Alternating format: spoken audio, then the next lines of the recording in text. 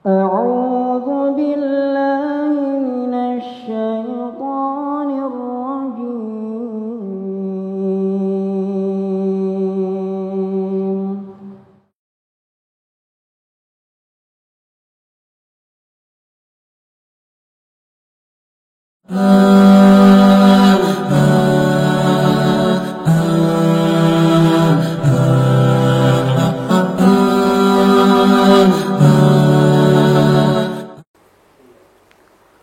Bismillahirrahmanirrahim.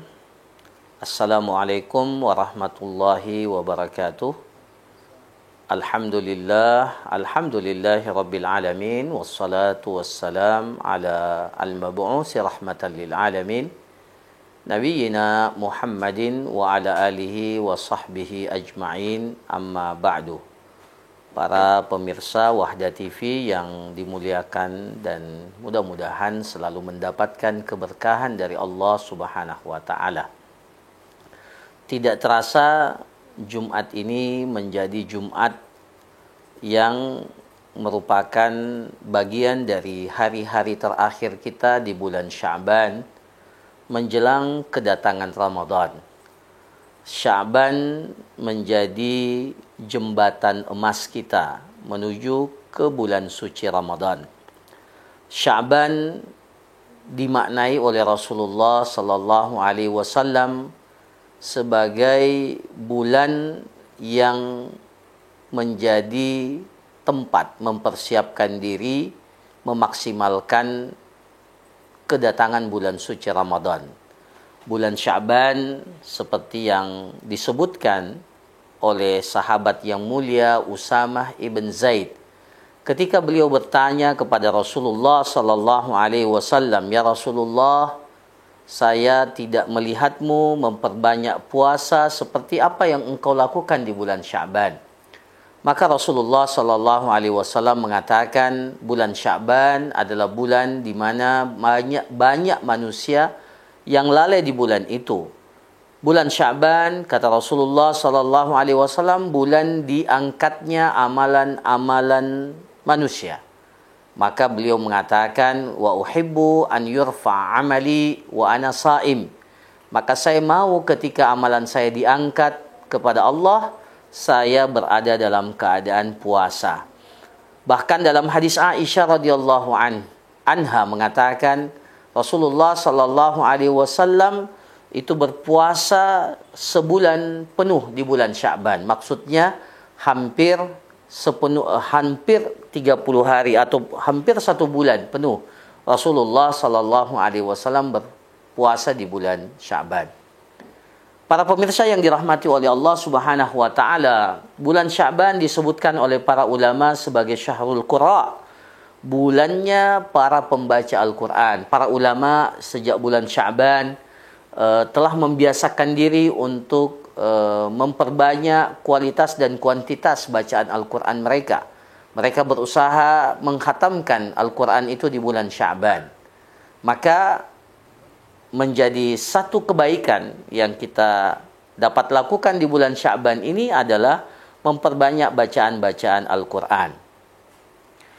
Para pemirsa yang dirahmati oleh Allah Subhanahu wa taala, bulan Sya'ban juga menjadi bulan di mana para ulama kita telah memulai untuk mengkaji dan mendalami hal-hal yang terkait dengan puasa dan Ramadan. Ibadah puasa dan Ramadan, puasa wajib maksud saya, adalah ibadah yang kita lakukan sekali dalam setahun, yang kita lakukan di bulan Ramadan. Tentunya apa yang menjadi ibadah sekali dalam setahun perlu untuk kita kembali segarkan dengan memurajaah kembali, mengulang kaji kembali apa-apa yang terkait dengan kewajiban puasa yang kita lakukan, apa yang terkait dengan pelaksanaan ibadah puasa tersebut, sehingga puasa kita tidak hanya dikatakan sah, tetapi puasa kita dikatakan berkualitas. Begitu pula Ramadan tidak hanya kita isi dengan melaksanakan ibadah puasa. Di sana ada ibadah-ibadah sunnah yang lainnya, ibadah-ibadah yang dimaksimalkan oleh Rasulullah sallallahu alaihi wasallam. Bagaimana kita memaksimalkan qiyam Ramadan kita atau yang biasa kita sebut dengan salat tarawih. Bagaimana kita memaksimalkan tadarrus dan tilawatul Quran kita. Bagaimana kita memaksimalkan dan mengeksplor segala hal-hal yang terkait dengan kemampuan kita untuk beribadah sunnah di bulan suci Ramadan. Termasuk apa yang menjadi kebiasaan Rasulullah sallallahu alaihi wasallam, menjadi orang yang paling dermawan di bulan suci Ramadan. Bahkan di 10 hari terakhir di bulan suci Ramadan, Rasulullah sallallahu alaihi wasallam melaksanakan i'tikaf, yang kemudian dari salah satu daripada tujuan i'tikaf itu untuk mendapatkan keutamaan malam Lailatul Qadar. Semuanya itu harus kita ilmui. Semuanya itu kita harus tangkap makna yang terkandung dalam semua peribadatan-peribadatan yang disyariatkan oleh Allah. Maka seperti apa yang dikatakan oleh Rasulullah sallallahu alaihi wasallam, barang siapa yang berpuasa di bulan suci Ramadan, man shama ramadhana imanan wa ihtisaban ghufira lahu ma taqaddama min dhanbi. Barang siapa yang berpuasa di bulan suci Ramadan dengan penuh keimanan dan pengharapan terhadap ganjaran Allah, maka akan diampuni dosa-dosanya yang telah lalu. Man qama ramadhana imanan wa ihtisaban ghufira lahu ma taqaddama min dhanbi. Barang siapa yang melaksanakan qiyam Ramadan dengan penuh keimanan dan pengharapan terhadap ganjaran Allah, maka akan diampuni dosa-dosanya yang telah lalu. Bahkan Rasulullah sallallahu alaihi wasallam memberikan motivasi kebaikan yang luar biasa kepada kita. Ketika di awal-awal Ramadan kita belum mampu memaksimalkan qiyam kita, maka jangan lewatkan di 10 malam terakhir di bulan suci Ramadan. Rasulullah sallallahu alaihi wasallam mengatakan, man qama lailatal qadri imanan wa ihtisaban ghufira lahu ma taqaddama min dhanbi. Barang siapa yang menghidupkan malam Lailatul Qadar dengan melaksanakan qiyam Ramadan, dengan melaksanakan salat di malam yang kita harapkan pada malam itu adalah malam Lailatul Qadar, dengan penuh keimanan dan pengharapan terhadap ganjaran Allah, maka akan diampuni dosa-dosanya yang telah lalu. Para pemirsa Wahda TV yang dirahmati oleh Allah, berbicara Ramadan bukan hanya sekedar berbicara aktivitas puasa kita. Berbicara di bulan suci Ramadan bukan hanya sekedar bagaimana kita menghabiskan waktu kita mulai sejak terbit fajar sampai dengan terbenam matahari. Berbicara di bulan suci Ramadan bukan hanya sekedar bagaimana seseorang itu mempersiapkan makanan-makanan, hidangan-hidangan yang akan kita santap di saat sahur dan di saat kita buka puasa. Berbicara di bulan suci Ramadan bukan hanya sekedar kita berbicara agar penampilan kita lebih maksimal, apa yang akan kita kenakan di hari Id. Berbicara di bulan suci Ramadan bukan hanya sekedar kita berpindah dari satu masjid ke masjid yang lain melaksanakan salat tarawih. Tapi ketika kita berbicara Ramadan, maka kita berbicara tentang bagaimana kita berhijrah hanya kepada Allah. Ketika kita berbicara Ramadan, bagaimana kita mempersiapkan diri kita untuk meninggalkan segala apa yang dilarang oleh Allah, dibenci oleh Allah. Berbicara Ramadan, kita berbicara tentang konsep besar bagaimana kita merubah diri kita. Bagaimana kita merubah masyarakat kita. Bagaimana kita melakukan islah perbaikan dalam kehidupan kita agar kita menjadi lebih baik. Menjadi hamba-hamba Allah yang betul-betul menjadi pribadi bertakwa. Seperti tujuan daripada ibadah puasa itu disyariatkan oleh Allah Subhanahu wa taala. Berbicara terkait dengan Ramadan adalah persoalan bagaimana kita menjadi manusia-manusia pribadi-pribadi yang baru, pribadi-pribadi yang telah mengalami perubahan dengan ibadah puasa yang kita lakukan. Kita merubah diri kita dengan Ramadan. Puasa adalah salah satu sarana yang efektif yang disyariatkan oleh Allah untuk menjadi pribadi-pribadi yang mengalami perubahan. Innallaha la yughayyiru ma biqaumin hatta yughayyiru ma bi anfusihim. Perubahan itu harus kita mulai dari diri kita sendiri, dan Ramadan menjadi sarana, menjadi waktu yang paling efektif, yang paling maksimal yang dapat kita lakukan untuk menghijrahkan diri kita, untuk mengislahkan pribadi kita, mengislahkan masyarakat, orang lain yang berada di kehidupan kita. Dan kemudian Ramadan adalah menjadi sarana kita untuk berubah menjadi lebih baik di hadapan Allah Subhanahu wa taala.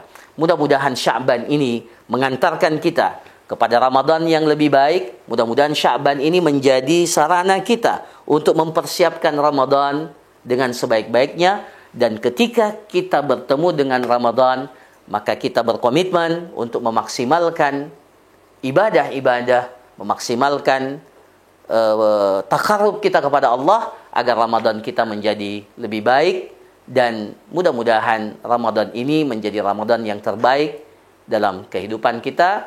Barakallahu fikum wa jazakumullah khairan wa sallallahu ala nabiyyina Muhammad wa ala alihi wa sahbihi ajma'in wa akhiru da'wana alhamdulillahi rabbil alamin.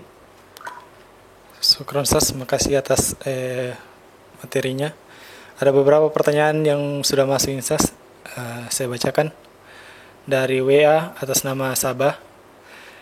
Apa yang dimaksud dengan malam Nifus Sya'ban? Ya, malam Nisfu Sya'ban itu adalah malam pertengahan bulan Sya'ban. Jadi malam ke-15 Nisfu Sya'ban. Ya, jadi Sya'ban itu sebagaimana bulan-bulan yang lain ada malam pertengahan. Jadi malam ke-15 di bulan Sya'ban itu yang dia istilahkan malam Nisfu Sya'ban. Ada satu hadis yang diriwayatkan dari Rasulullah sallallahu alaihi wasallam, dan hadis ini dihasankan atau dikuatkan oleh sebagian para ulama seperti Syekh Al-Albani rahimahullah. Hadis itu terkait dengan Allah mengampuni. Allah melihat kepada hamba-hambanya di malam pertengahan bulan Sya'ban, pada malam Nisfu Sya'ban. Kemudian Allah memberikan ampunan kepada semua hambanya kecuali kepada dua orang. Ya, dalam riwayat dikatakan kecuali kepada orang yang musyrik dan orang yang musyahid, orang yang memiliki permusuhan dengan orang lain. Maka ini merupakan satu kemuliaan yang dimiliki oleh Nisfu Sya'ban. Tetapi tidak ada ibadah-ibadah spesial, tidak ada ibadah-ibadah khusus. Bahkan sebagian para ulama mengatakan bahwa semua yang terkait dengan ibadah khusus di malam Nisfu Sya'ban tidak ada periwayatan yang valid dari Rasulullah SAW, kecuali hadis yang tadi yang menegaskan bahwa malam Nisfu Sya'ban menjadi sangat mulia karena pada malam itu semua dosa-dosa kita diampuni oleh Allah, kecuali bagi orang yang melakukan kesyirikan kepada Allah dan orang yang memiliki permusuhan dengan orang lain. Wallahu ta'ala alam. Syukran Ustaz atas pertanyaannya, jawabannya. Sebenarnya pertanyaan ini sudah terjawab nih dengan apa yang kita jawab, tapi mungkin saya bacakan saya Ustaz. Dari WA Tarik, apakah ada puasa khusus di bulan Sya'ban? Saya mendengar ada satu puasa khusus yang dikhususkan di bulan Sya'ban. Apakah itu benar atau tidak? Ya, jadi memang Rasulullah SAW seperti yang kita jelaskan tadi itu memperbanyak puasa di bulan Sya'ban. Bahkan dikatakan hampir-hampir Rasulullah itu berpuasa Sya'ban seluruhnya. Ya, jadi memang bulan Sya'ban ini menjadi bulan di mana kita disunnahkan untuk berpuasa. Adapun hadis yang mengatakan apabila Sya'ban itu sudah di pertengahan, ya, idzan tasafa Sya'ban fala tabda'u bis-shaum. Hadis yang mengatakan kalau Sya'ban itu sudah masuk pertengahan maka jangan memulai puasa. Nah, ini para ulama kita mengatakan yang dimaksud memulai puasa kalau sebelumnya kita tidak berpuasa atau kita tidak memiliki puasa-puasa sunnah yang rutin kita lakukan, atau kita baru ingin memulai melaksanakan ibadah puasa setelah pertengahan Sya'ban.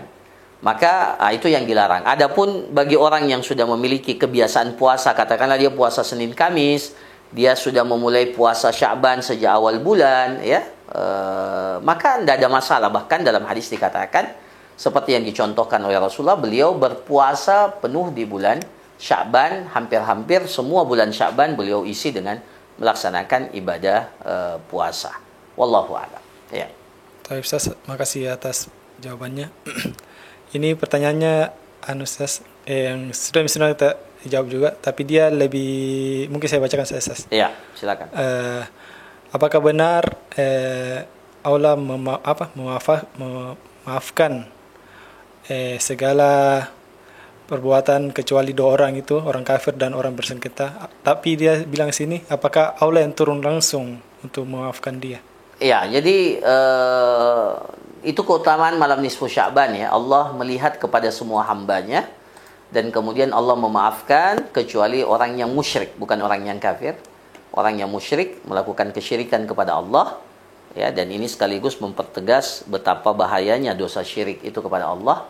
Kemudian yang kedua adalah orang yang musyahid, orang yang mempunyai permusuhan dengan saudaranya yang lain. Maka dua orang ini yang tidak akan diampuni oleh Allah Subhanahu wa taala. Oleh karena itu, para ulama kita menasihatkan kita di bulan Sya'ban ini meminta maaf ya. Kita di bulan Sya'ban ini membersihkan atau memperbaiki hubungan kita, apalagi kalau hal itu terkait dengan kedua orang tua kita. Maka momentum Sya'ban ini menjadi momentum yang sangat baik kita memperbaiki hubungan kita dengan sesama. Wallahu a'lam. Syukran atas jawabannya, Ustaz. Mungkin itu saja, Ustaz. Atau ada kata penutup? Ya. Sebelum kita tutup, maka saya menasihati diri saya pribadi dan kepada para pemirsa Wahda TV sekalian. Yang pertama, mari kita betul-betul memaknai Ramadan ini seperti yang kita jelaskan. Ramadan adalah pembuktian kita, ya, pembuktian kita. Ramadan adalah agenda prioritas kita, ya. Semua kita memiliki agenda. Kita punya banyak hal-hal yang ingin kita capai dalam kehidupan kita. Tapi Ramadan harusnya menjadi agenda, salah satu agenda terpenting, bukan terkait dengan kehidupan kita selama 1 tahun, tetapi Ramadan menjadi agenda terpenting dalam kehidupan kita. Ya, maka rencanakan, maksimalkan dan tuntaskan di bulan suci Ramadan. Mudah-mudahan kita memanfaatkan kesempatan ini ya, sebagaimana Rasulullah sallallahu alaihi wasallam mengaminkan doanya Jibril, seseorang yang mendapatkan Ramadan kemudian dia tidak diampuni dosa-dosanya oleh Allah. Maka ini kesempatan yang istimewa, yang sangat mulia buat kita, dan mudah-mudahan kita semua diberikan oleh Allah kemampuan, keberkahan, keistiqomahan, kekuatan ya untuk memuliakan dan memaksimalkan ibadah di bulan suci Ramadan ini. Saya kira demikian. Barakallahu fikum ya, syukran atas segala perhatiannya ya, barakallahu fikum wa jazakumullah khairan. Dan kita tutup, subhanakallahumma rabbana wa bihamdik nasyhadu an la ilaha illa anta nastaghfiruka wa natubu ilaik wa sallallahu ala nabiyyina Muhammad wa ala alihi wa sahbihi ajma'in. Wa akhiru da'wana anil hamdulillahi rabbil alamin. Assalamualaikum warahmatullahi wabarakatuh.